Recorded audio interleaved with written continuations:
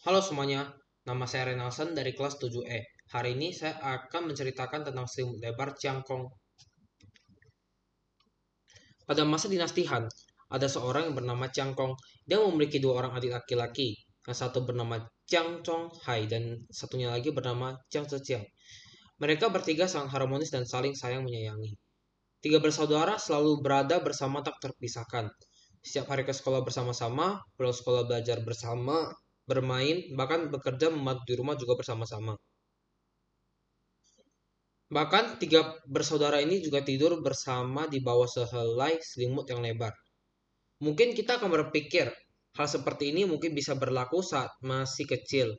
Tetapi setelah dewasa mana mungkin lagi, karena masing-masing sudah berkeluarga dan memiliki karir tersendiri.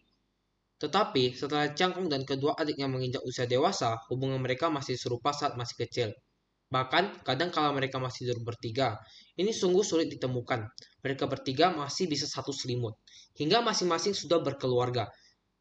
Namun, hubungan mereka masih seperti dulu tak berubah. Ini memperlihatkan bahwa mereka bertiga saudara memang sehati. Suatu hari, Cangkong dan adiknya ke ibu kota. Saat menempuh perjalanan di malam hari, mereka berpapasan dengan perampok. Di bawah sinar rembulan, raut wajah perampok yang bengis, sesekali tampak kilauan pedang di genggaman mereka. Melihat ini membuat hati orang terasa kecut. Di bawah ancaman tatapan sepasang mata perampok yang sadis dan kilauan belati tajam yang selangkah demi selangkah semakin mendekati kedua abang beradik, tiba-tiba sang abang mendorong adiknya ke belakang, lalu maju selangkah ke depan dan berkata, "Adikku masih kecil. Saya sebagai abang, saya boleh berkorban. Saya harus menyelamatkan adikku. Semoga kalian bersedia melepaskannya."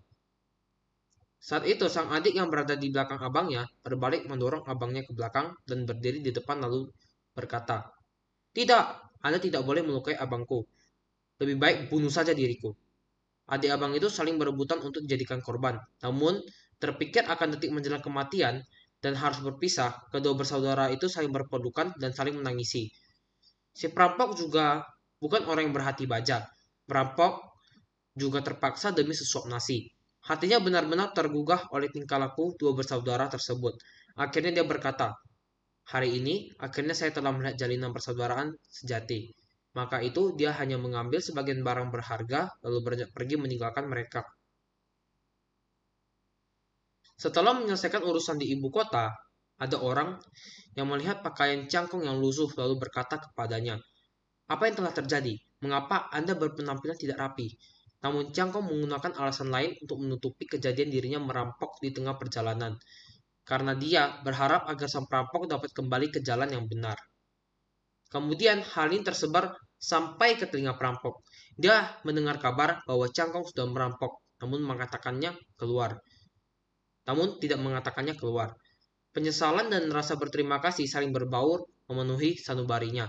Hari berikutnya dia pergi menemui Cangkong, menyerahkan langsung harta yang dirampoknya tempo hari kembali kepada pemiliknya. Bahkan menyatakan niatnya untuk bertobat.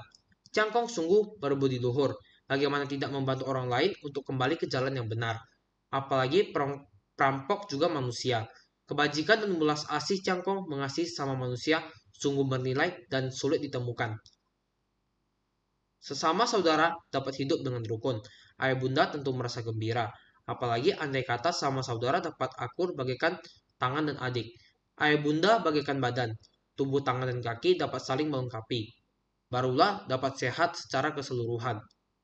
Maka itu sejak zaman dahulu hingga sekarang, sesama saudara harus saling menyayangi, saling mendukung. Setelah dewasa lebih lagi harus saling membantu. Hari ini kita tak perlu harus serupa mereka tidur di bawah selai selimut. Namun abang kakak beradik haruslah saling menyayangi, saling membantu. Andai kata ada saudara yang berada di samping kita, maka saat bertemu kesulitan apapun dapat membantu kita. Saat duka menjadi pelipur lara. Saat Anda bersuka cita dapat berbagi dengan mereka. Betapa bahagianya masyarakat kini. Adik kakak saling curiga mencurigai, memperebutkan harta benda, saling mencelakai. Buat apa? Sama hanya pula sikap kita terhadap orang lain juga harus serupa dengan cangkong bersaudara, saling mengasihi dan saling menyayangi. saling membantu sehingga dunia ini dipenuhi keharmonisan, bersahabat, keluarga besar yang indah dan baik. Terima kasih sudah nonton dan sampai jumpa.